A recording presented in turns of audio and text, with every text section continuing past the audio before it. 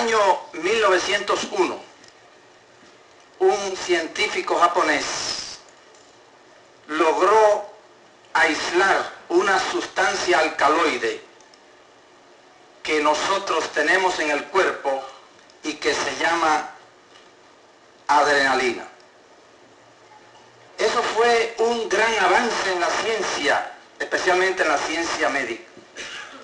Yo tuve la oportunidad de captar cómo es que funciona esta hormona en el cuerpo humano.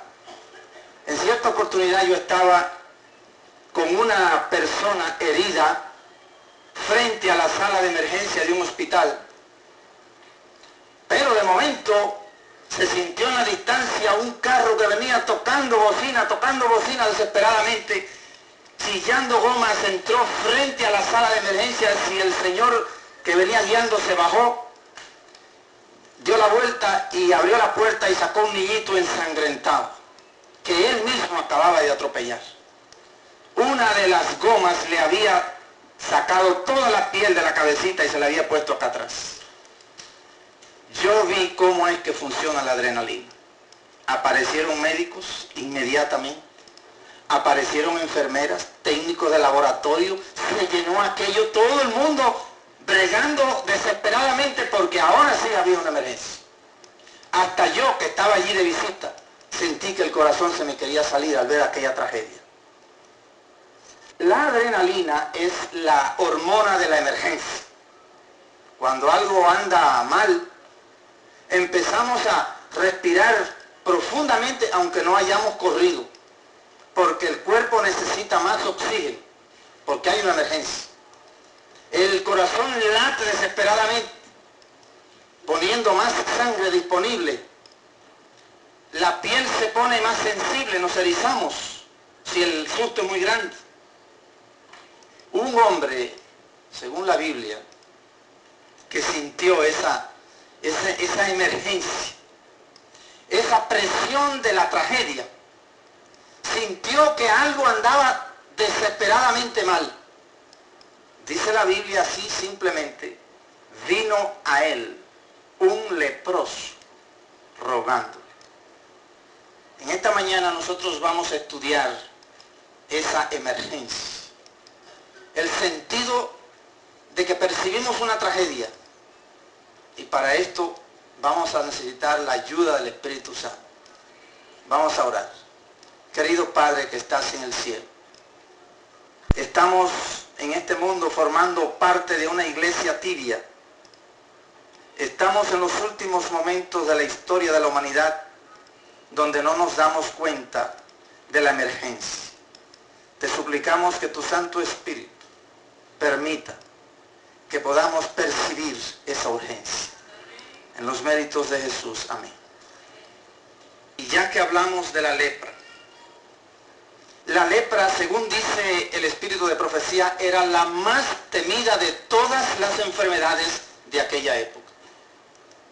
No había curación para ella. Se le asociaba con la inmoralidad.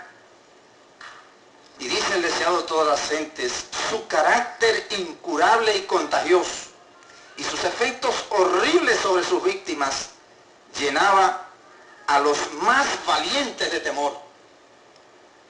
Por eso es que vamos a establecer esa comparación entre esa enfermedad incurable y terrible y el pecado. Porque es el pecado incurable y terrible también. Allá en el libro de Levítico, la palabra más o menos nos da algunas vislumbres de cómo era esta plaga de aquella época. Fíjense cómo dice aquí: cuando el hombre tuviera en la piel de su cuerpo hinchazón en la piel, o erupción, o mancha blanca, y hubiera en la piel de su cuerpo como llaga de lepra, será traído al sacerdote, o a uno de los hijos de los sacerdotes. Y noten ustedes, y el sacerdote mirará la llaga en la piel del cuerpo. Si el pelo de la llaga se ha vuelto blanco y pareciera la llaga más profunda que la piel de la carne, llaga de lepra es. Y el sacerdote le reconocerá y le declarará inmundo. A mí me llamó la atención esa palabra. ¿Por qué no dice y le declarará enfermo? Enfermo grave. Dice, le declarará inmundo, sucio, podrido. En realidad, la palabra inmundo, allí en la Vulgata, se relaciona con algo putrefacto, sucio.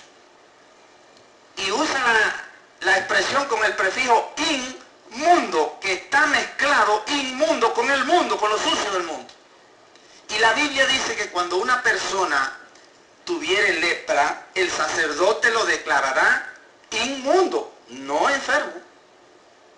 Por eso es que se le asociaba con las inmoralidades del pecado.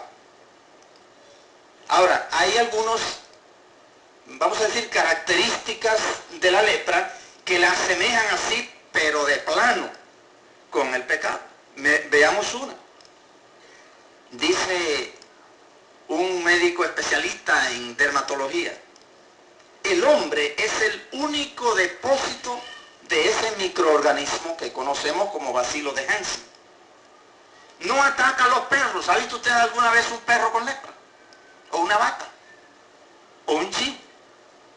Es una enfermedad puramente humana como el pecado.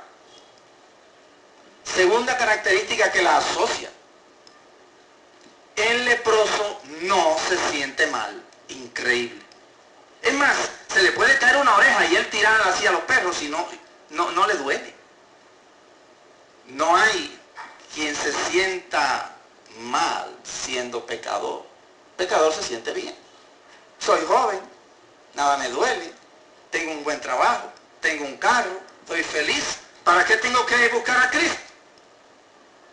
Tercera característica de la lepra que la asocia íntimamente con el pecado es que la mente del leproso está clara. Él muere leproso, pero muere consciente. El bacilo rehúye las partes calientes del cuerpo, como son el cerebro y la médula, y ataca las partes más frescas. Por eso el leproso siempre está consciente. Sabe lo que hace y sabe lo que está pasando. Y por último, puede estar contaminado sin saberlo. Porque ahí está el bacilo esperando. A veces años, esperando las situaciones aparentes o buenas para entonces destruirlo. Por años. Y dice el deseado de todas las gentes: entre los judíos era considerada como castigo por el pecado, y por lo tanto se le llamaba el azote, el dedo de Dios, porque estaba asociada con la maldición de Dios, con la inmundicia, con la inmoralidad. Sigue diciendo el espíritu de profecía: profundamente arraigada, imposible de borrar, mortífera, era considerada como un símbolo del pecado. Cuando el sacerdote se reunía con una persona y lo declaraba inmundo, porque eso era lo que le decía, inmundo, esa persona percibía que era sucio él, que no podía estar en la congregación, no tanto por la enfermedad, sino porque él era sucio, era inmundo, era podrido. Él tenía que apartarse. Él era no más que un castigado, aunque estaba vivo. Ya estaba angustiado, ya era la muerte. Ahora vamos al caso de este hombre. Dice la palabra que vino a él un leproso. El sospechoso de tener lepra debía presentarse a los sacerdotes en el templo, y él se presentó. Ahí tenía una llaga o quizá una erupción, no sabemos exactamente porque la Biblia no abunda en detalles, ni siquiera Lucas da muchos detalles sobre este caso, siendo médico. Pues el asunto es que él se presentó. Los sacerdotes, según dice el deseado de todas las gentes, debían examinar el caso. Lo examinaron y lo recluyeron. No sé bien dónde, si fue cerca del templo, pero tenían un lugar para eso. Los recluyeron por un periodo de días que está estipulado allá en Levíticos 13. Ahí lo recluyeron a él. Después de un tiempo, si le encontraban la lepra, y a él se la encontraron, a él se le aislaba totalmente. Imagínense ustedes esa escena. Este hombre joven, con esa erupción en la piel, con esa llaga, le dicen, ¿por qué no te vas a los sacerdotes para que te examinen? Él va a los sacerdotes, los recluyen en aquel recinto, y al cabo de los días, temprano en la mañana, el sacerdote abre la puerta y lo encuentra blanquito de llaga, desde la cabeza hasta los pies. Y le dice, hijo mío, eso es lepra. Eres inmundo. Tienes que irte ahora mismo de aquí, irte del pueblo y refugiarte ya en el desierto donde están los otros inmundos. Lo que destrozaba el corazón de uno de estos hombres no era tanto el saber que dentro de unos meses moriría, sino el sentido de que se le asociara con inmoralidades, con lo sucio de la vida. Y ahí emprende él esta, vamos a llamar, esta vía dolorosa, gritando desde allí mismo, desde el recinto donde lo recluyeron.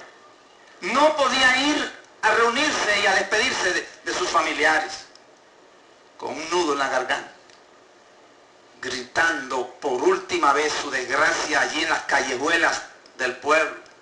Inmundo. No decía enfermo, tenía que decir inmundo. Inmundo. Y así se fue alejando poco a poco del pueblo, gritando su desgracia, pero en ese grito que él daba, allí está representado el grito de todos nosotros los pecadores. Cada vez que hay varias clases de lepras. Hay una que le llaman tuberculoide, que es benigna, otras que le llaman dimorfa, que es intermedia. Pero esa lepra que cubría el cuerpo, y cubre porque todavía quedan leprosos en el mundo, desgraciadamente, a esa se le llama lepra maligna o gravis, lepromatosa. Eso es, vámonos ya, dentro de unos meses, no queda mucho tiempo. Al principio, miren qué cosa más rara, al principio el leproso siente una sensibilidad tan grande en la piel que hasta el aire le hace daño. Una brisita le da dolor. Pero ese es el presagio de lo otro que viene. Después no siente nada. Aunque se enganche por ahí un alambre y deje una pierna, sigue caminando y no se dio cuenta. Pero al principio tiene una sensibilidad como la que a veces tenemos nosotros para ofendernos fácilmente. Pero poco a poco hay mutilación de miembros y lo peor, reabsorción de los huesos. ¿Se dan ustedes cuenta de cuán grave es esto? El cuerpo mismo reabsorbiéndole los huesos. Y llega un momento que él ya no tiene huesos en los dedos. Es solamente una masa porque el cuerpo le chupó los huesos. Y así lo liquida en pocas semanas. El mismo pecado nos reabsorbe. Dice el deseado de todas las gentes, así sucede con la lepra del pecado, que es arraigada, mortífera e imposible de ser eliminada por el poder humano. Nos reabsorbe, nos saca lo que nos puso Dios allá en el Edén. Y lo que queda es un cuerpo enfermo. ¿Ustedes creen que Adán era de este tamaño? Hemos sido reabsorbidos. Ya no queda nada. ¿Qué dirán los ángeles cuando nos miran? Y allá, después que el pueblecito quedó atrás, y con ese pueblecito quedaron sus esperanzas, su familia, sus recuerdos, su juventud y su niñez, ahora lo que queda es el desierto allá. Allí no hay nadie, allí lo que hay son otros leprosos. Y cuando él llega y ve aquello, él que acaba de salir de la reclusión y ve a aquellos que ya llevaban semanas, y dice, y esto es lo que me va a pasar a mí dentro de unos días. Esto es la trágica realidad. Nódulos abiertos, dientes cayéndose, orejas que se zafan de su lugar, gente moribunda allí, esperando solamente la misericordia de la muerte, del descanso. Y saben ustedes, lo peor era el sentido de sentirse, el sentido de percibirse como un ser inmundo. Porque la enfermedad mata y eso lo sabe todo el mundo. Pero saber que se me considera sucio, inmundo, yo estaba allá en México trabajando cuando un ingeniero cayó enfermo de una enfermedad que anda ahora por ahí. El juez en la corte tuvo que dar una orden y la policía agarrar a los médicos y a las enfermeras para que fueran a atenderlo. Porque decían, ahí no entramos. Y bajo corte y policía y todo el mundo fue que entraron porque se asociaba esa enfermedad, se la asocia. Ahora, estoy hablando de cosas de ahora. Con algo mortífero, letal, que no hay salvación. Y tuvieron que agarrar a los policías, a los médicos y meterlos allá, a atender al hombre. Y yo leí unas declaraciones de ese ingeniero. Y él decía, lo peor es el sentido de que se me asocie con la inmundicia, con la drogadicción, con la homosexualidad. Eso es lo que me está matando, no la enfermedad. No es la enfermedad. Desde los días de Eliseo, nadie había sido curado de lepra, y eso se lo dijeron los otros.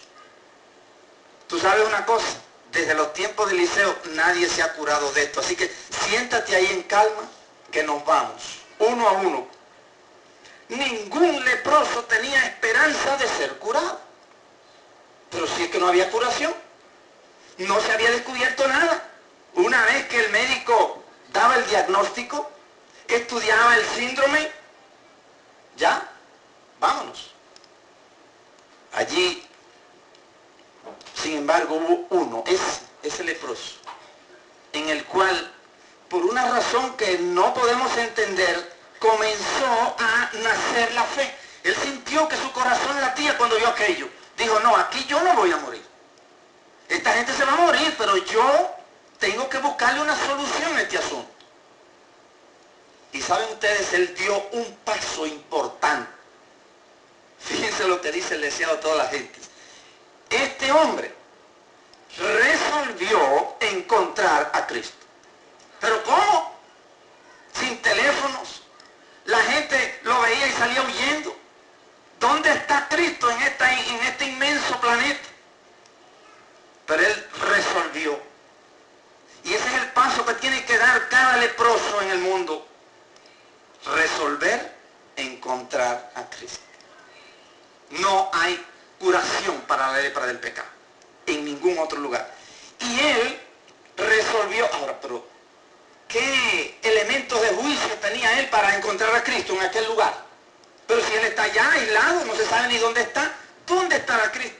Pero él resolvió y dijo eso, y seguramente todo el mundo se echó a reír. No, hombre, desde los días de Eliseo nadie se ha curado de esto. Esto es un chiste tuyo, esto es una esperanza de esas ilusiones vanas, pero no vas a llegar.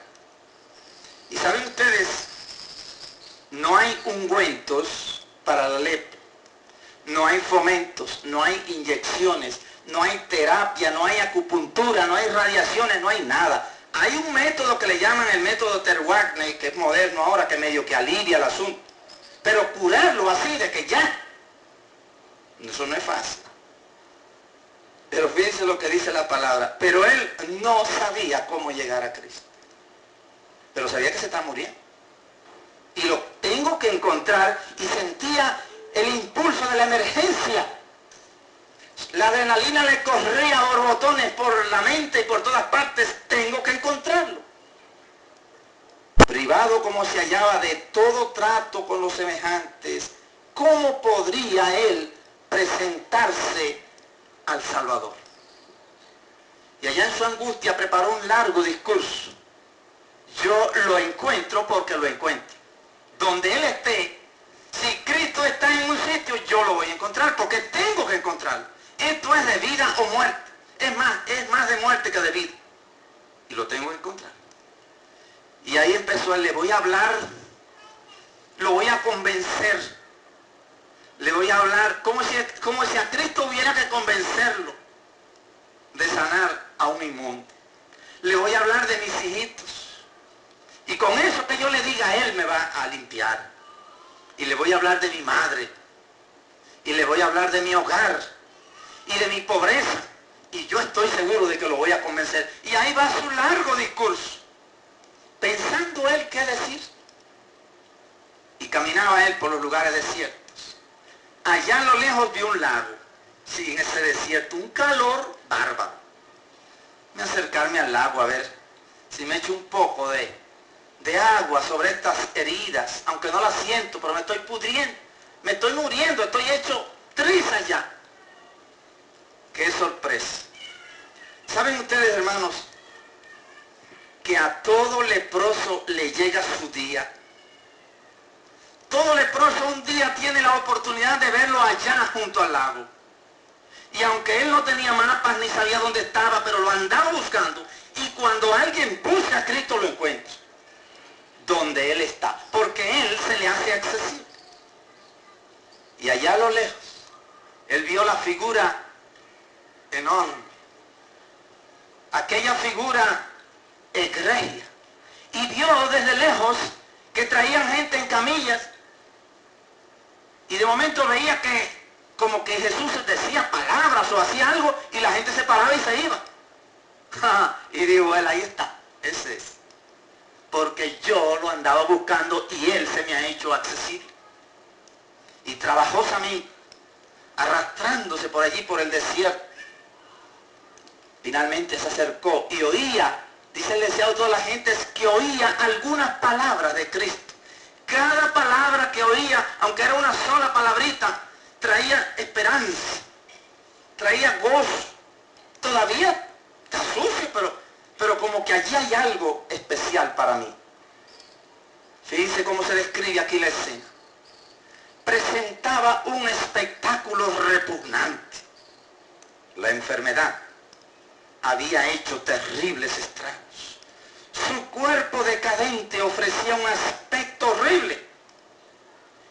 Trabajosamente se fue acercando a aquel guiñapo humano, rodeado de moscas que lo acosaban por todos lados, porque la carne se pone carne viva en el leproso. Y poco a poco fue acercándose a la multitud, y de allá desde lejos empieza la gente a gritarle: aléjate de aquí, leproso. Tú que estás asociado con los drogadictos, homosexuales, tú tienes sida, vete de aquí. Pero que sentía que había esperanza para él. Y lo escupían y le tiraban piedras. Y se le decía a toda la gente, al verle a la gente retrocedía de él con terror. Aterrorizados, pero genuinamente. Es que era terrible ser tocado por un leproso.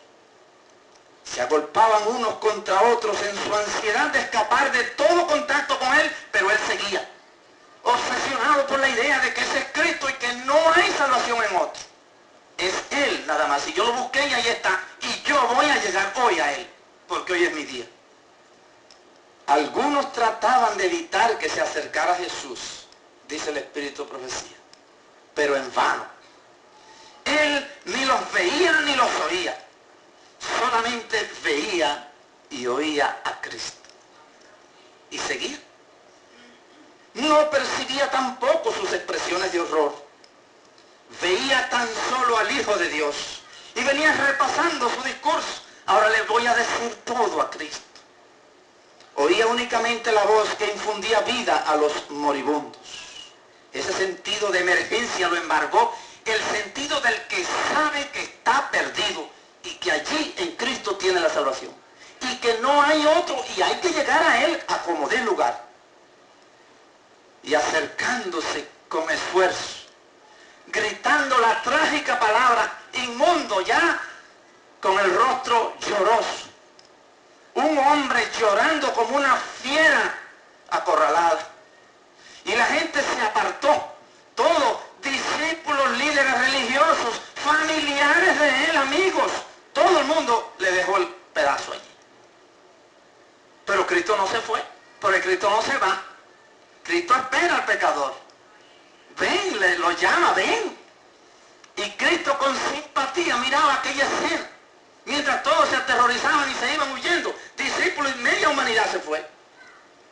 Y él, repasando su discurso, llega y se tira allí.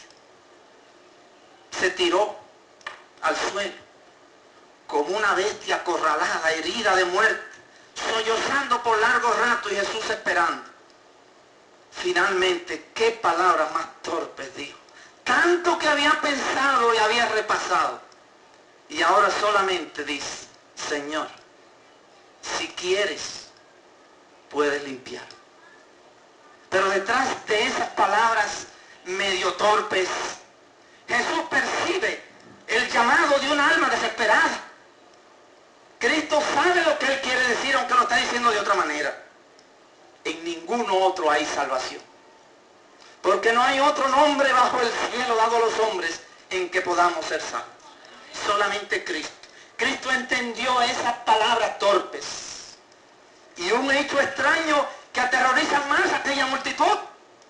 Cuando ven que aquella cosa, aquel aparato sanguinolento que está allí, porque eso ya no es un ser humano, dice esas palabras, ven como Cristo empieza a remangarse la camisa, dice, ¿qué va a hacer el maestro? ¿Qué va a hacer? Los discípulos desesperados. Cuando ven que el maestro se acerca, la mano limpia que hizo el océano Pacífico, la mano pura que hizo la galaxia donde nosotros deambulamos por el espacio, la Vía Láctea, la mano creadora del universo, blanca y pura, sin pecado, se posa sobre aquel pecador sucio y asqueroso y dice, quiero, sé limpio. No usó la palabra terapeuo, sé sano, usó la palabra catarizo, sé limpio. Limpio significa puro, pero no solamente puro espiritualmente, no es solamente un perdón, es la limpieza. Y aquel hombre sintió como que de la tierra le subía un voltaje terrible, la fuerza creadora que creó todo el universo se apoderó de él y sentía como que se estremecía bajo la mano creadora de Cristo. Finalmente se miró joven, se miró puro, se miró sano, pero por encima de todo se miró limpio, se miró justificado, se miró hermoso. Y el Señor le toma y le dice unas palabras extrañas. Le dice, mira, vete ahora al templo, ofrece tu sacrificio, pero no le digas a nadie nada, por favor. ¿Oíste? Y él dijo, sí, Señor, no le voy a decir esto a nadie. A nadie le voy a decir eso. Pero hermano, cuando Cristo toca al pecador no hay quien lo pare. Cuando Cristo sana y limpia, ni el mismo Cristo lo puede parar de predicar a uno. Y Cristo le dijo, no le digas a nadie, oíste bien, a nadie. No, Señor, yo esto no se lo digo a nadie. ¿Cómo se lo voy a decir a la gente? ¿Sabe lo que hizo este hombre? Pero oído él, comenzó a publicarlo mucho. Y al divulgar el hecho feliz, Cristo me sanó. Y la gente le decía, pero si te digo que no hablara. Y él decía, pero es que no puedo. Se convirtió en un equipo evangelístico él solo, tocando puertas. Señores, ven acá que voy a dar unas conferencias. Pero cállate, muchacho, no digas nada. No puedo, Cristo me sanó, Cristo me limpió, yo soy limpio y puro ahora. ¿Cómo yo me voy a callar? Pero si Él te lo dijo, pues que lo diga. Y ahora, la vía dolorosa la tiene que caminar Cristo, porque ya no pudo entrar más al pueblo, a Jerusalén. Y ahora el que se tiene que ir al desierto, que el que debería estar allá es Él, es Cristo. No puede entrar más por la predicación de este hombre. Y tiene Jesús que abandonar el pueblo y mirar las casitas por última vez e irse allá al desierto donde están los leprosos, porque el leproso en su predicación no lo dejó volver. Dice el deseado de todas las gentes, la obra de purificar al leproso de su enfermedad es una ilustración de su obra de limpiar nuestra alma del pecado. Amén.